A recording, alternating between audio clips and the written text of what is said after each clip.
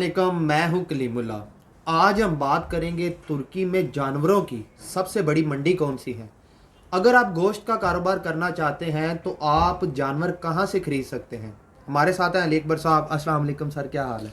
वालेकुम अस्सलाम कलीमुल्ला। मैं ठीक हूँ, आपका क्या हाल है? अल्हम्दुलिल्लाह सर, मैं ठीक हूँ। सर आप हमें बताएं कि तुर्की में जानवरों की सबसे बड़ी मंडी कौन सी है।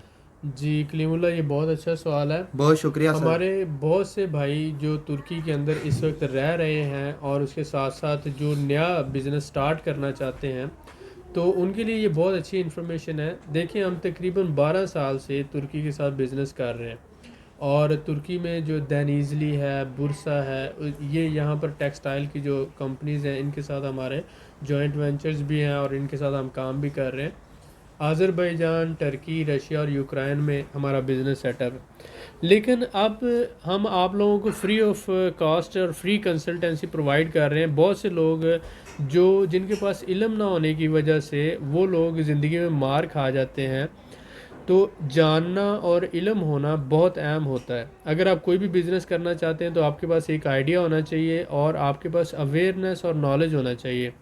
अब देखें, टर्की में जो है इस्तांबुल बहुत ही डेवलप्ड एक सिटी है, एडवांस सिटी है। उसके बाद जो है आंकरा है और उसके बाद अगर हम बात करते हैं इज़मीर की, और उसके बाद अगर हम बात करते हैं मर्सन जो इसकी सी पोर्ट है, और साथ ही साथ अंटालिया जो है वो उसको टूरिज़म का हब कहा जाता है टर्की के अंदर। लेकिन जानवरों की सबसे बड़ी मंडी कौन सी है? तो अगर आप पाकिस्तान को अपने जहन में लेकर आएँ तो आपको पता चलता है कि जब भी कुर्बानी का वक़्त होता है तो लाहौर में जो है बहावलपुर से, डेरा इस्माइल ख़ान से, या इसी तरह से हैदराबाद से या बलूचिस्तान से जानवर आते हैं। और बहुत से लोग जो है बहावलपुर से और डेरा इस्माइल ख़ान से या मुल्तान वाले जो लेस डेवलप्ड एरियाज़ हैं वहाँ से जानवर लेकर लाहौर की मंडी में जाते हैं, और सिंध में जो है हैदराबाद और उसके जो लेस डेवलप्ड एरियाज़ है वहाँ से कराची में जानवर जाता है। इसी तरह से टर्की के अंदर जो है, अगर हम आंकारा से लेकर इस्तांबुल का, अगर आप सपोज़ करें ये टर्की है, तो इस्तांबुल से आंकारा तक का जो इलाका है ये डेवलप्ड कंसिडर होता है। आंकरा से ऑनवर्ड जो इलाका है आज़रबाईजान के बॉर्डर और आर्मीनिया के बॉर्डर तक का, ये इलाका जो है, यहाँ पर एक शहर है कार्ज, एर्ज़ोरुम आता है, और एर्ज़ोरुम के बाद जो है एक शहर है कार्ज। कार जैसे इंग्लिश में होता है, इसी तरह से कार्ज शहर का नाम है। तो एर्ज़ोरुम के बाद ये शहर है। तो यहाँ पर जो जितने भी सराउंडिंग के एरियाज़ हैं ना, ये आंकरा के बाद है, और आंकरा के सराउंडिंग में ये सारों का जो बिज़नेस है, मोस्टली आप कह लें कि 80% लोगों का यहाँ पर रोज़गार का ज़रिया गल्ला बानी है।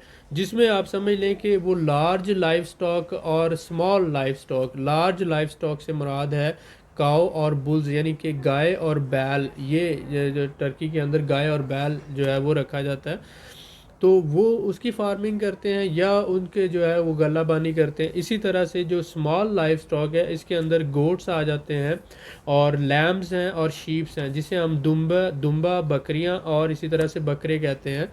तो दुम्बे, बकरियां और बकरे जो हैं ये इनका, और इसके साथ साथ गाय और बैल, ये 5 किस्म के मुख्तलिफ जानवर हैं।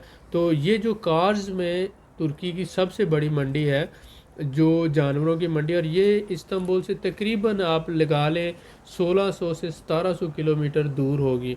ठीक है, अगर आप इस्तांबुल से करें तो इस्तांबुल और इसी तरह से टर्की की जो बड़ी बड़ी गोश्त की कंपनियां हैं वो इन इलाकों से ज़िंदा जानवर ख़रीदती हैं और फिर अपने स्लाटर हाउस पे ले जाकर उसको कटिंग करके, ज़िबा करके, उसकी कटिंग करके फिर अपने सेल पॉइंट्स पे ले जाके उसको सेल करती हैं।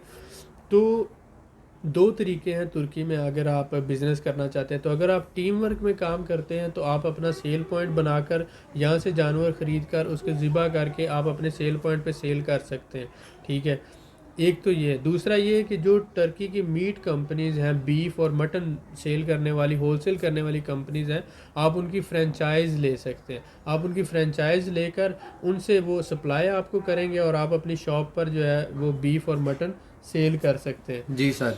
अगर आप चाहते हैं, एक तो ये है कि आप वहाँ से जानवर लेकर आएँ और आप जानवर लाकर उसको आगे जानवर भी सेल कर सकते हैं होलसेल में, वहाँ से ख़रीदें और ला के इस्तांबुल, इज़मीर में, इन इलाकों में आप सेल कर सकते हैं।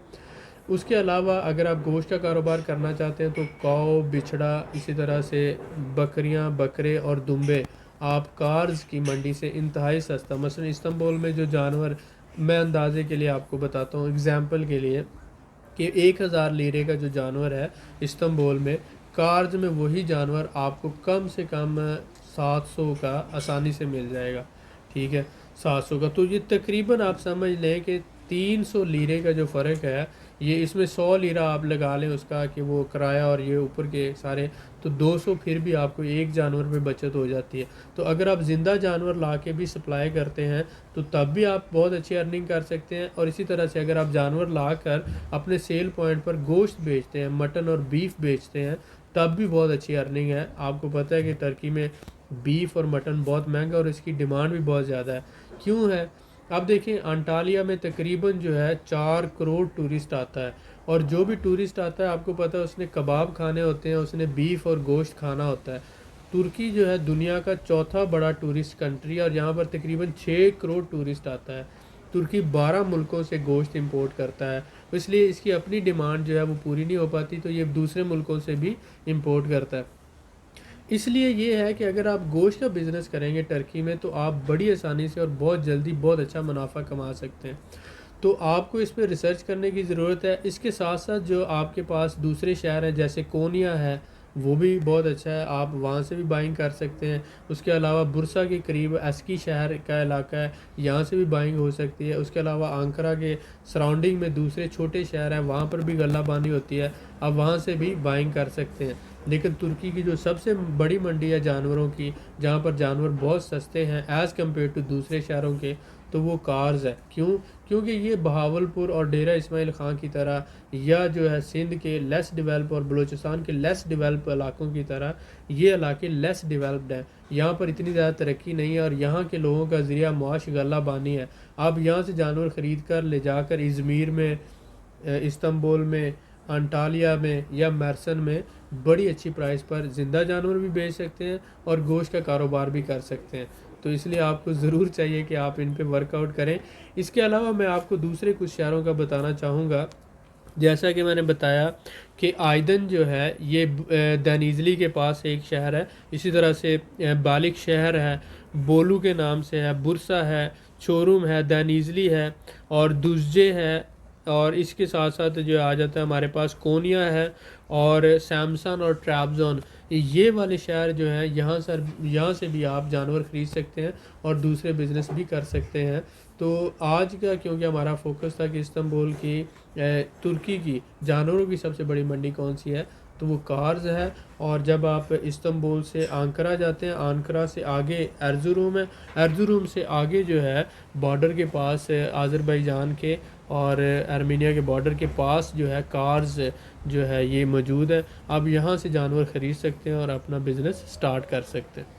जी सर, माशाल्लाह आपने बहुत ही अच्छी और कीमती मालूमात दी है जो हमारे भाइयों के लिए बहुत ज़्यादा फ़ायदेमंद है। तो मैं आपका बहुत शुक्रगुजार हूँ। Thank you. मज़ीद मालूमात के लिए हमारे चैनल को सब्सक्राइब करें, वीडियो को लाइक करें और शेयर करें, बेल आइकन को ज़रूर प्रेस करें ताकि हमारी अगली वीडियो आपको मिल सके। अल्लाह हाफिज़।